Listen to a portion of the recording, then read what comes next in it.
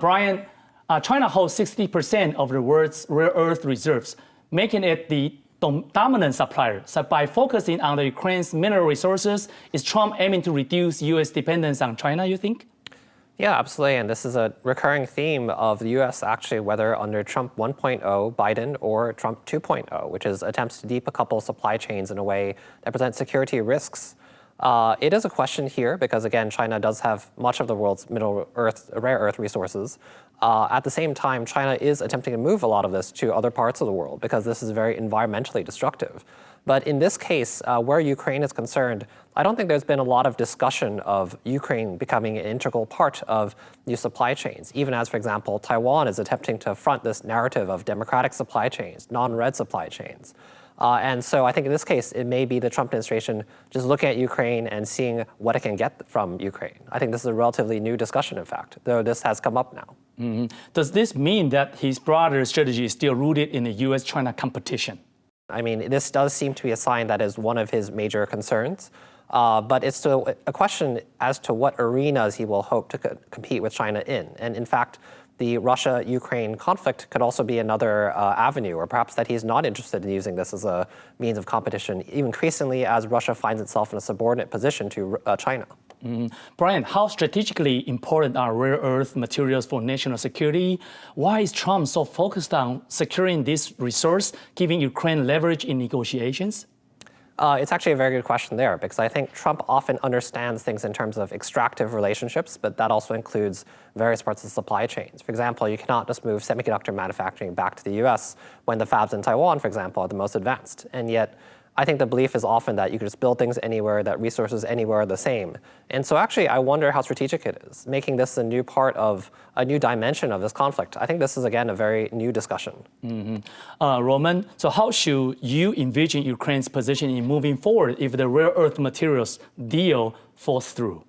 I think that personally Ukraine will not be able to move any more further without this deal, because we can see clearly that Trump's interest in supporting Ukraine, continuing supporting Ukraine, is only if this deal, materials deal will be signed.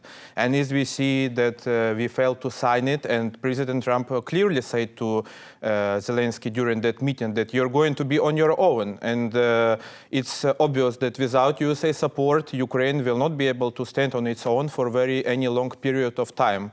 So I heard recently some experts from Ukraine, military experts who knows the situation more clear, and they're saying that without USA support, Ukraine maybe we'll be able to stay there only for a few months, because basically our intelligence, information, and everything comes from USA. And with if we will stop getting it, European support wouldn't be just enough. Brian, looking ahead, what are Taiwan's key advantages? Is it only semiconductors? Because we know that the rare earth in Ukraine is something that matters a lot to President Trump. So what about Taiwan? Could you help us to assess the key advantage of Taiwan? Yeah, absolutely. And I think that sometimes discussion or focus on semiconductors is a bit occluding, because Taiwan and Ukraine are also very different. There's no land connection between, for example, Taiwan and its potential adversary, which is here China. And so having, for example, the Taiwan Strait in between, there's enormous advantages. If you are to invade Taiwan, a full-scale invasion, that'd be an immense operation on the scale of D-Day. This would be logistically incredibly challenging. You'd have enormous loss of life. And so it is a very difficult, and it's many order of magnitude more difficult than invading Ukraine. But does Trump understand this? That is a very good question. And I think that knowing the US has been invested in Taiwan's defense for way longer before semiconductors, because of its geopolitical position, that may be something that Trump also does not understand. Mm-hmm. Many Taiwanese watched Trump and JD Vance in this heated meeting, are very worried that Trump's warning about abandoning Ukraine under Russia's attack could have implications for his potential abandonment of Taiwan in the event of a future PLA attack.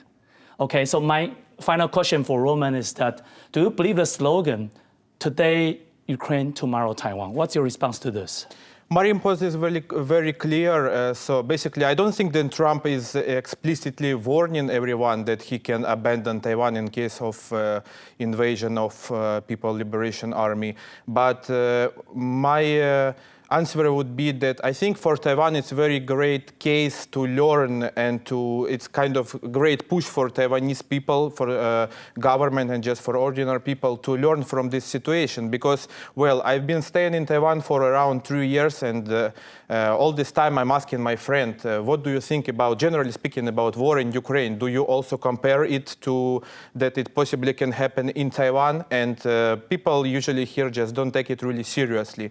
So I think all the situation and the split, I mean, the change in the position of USA now, they don't want to support us anymore. And so Taiwanese people also, I think, could relate, and they could also start thinking that this position, this situation could also happen to something that can repeat here in Taiwan, that USA suddenly will want to change its position and do not assist Taiwan anymore.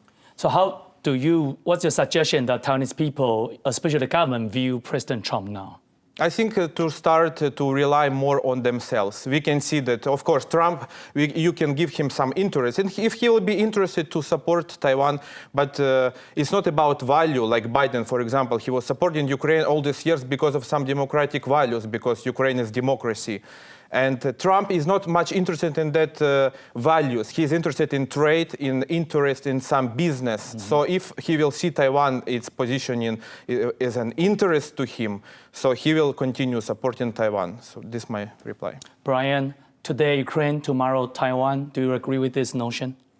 It's a good question. I think many people in society are wondering that, because particularly Trump has lashed out on Taiwan, accusing Taiwan of stealing the semiconductor industry, saying Taiwan should pay the US for defense. And so we can see that Trump hopes for an extractive relation with his historic allies, with the US historic allies.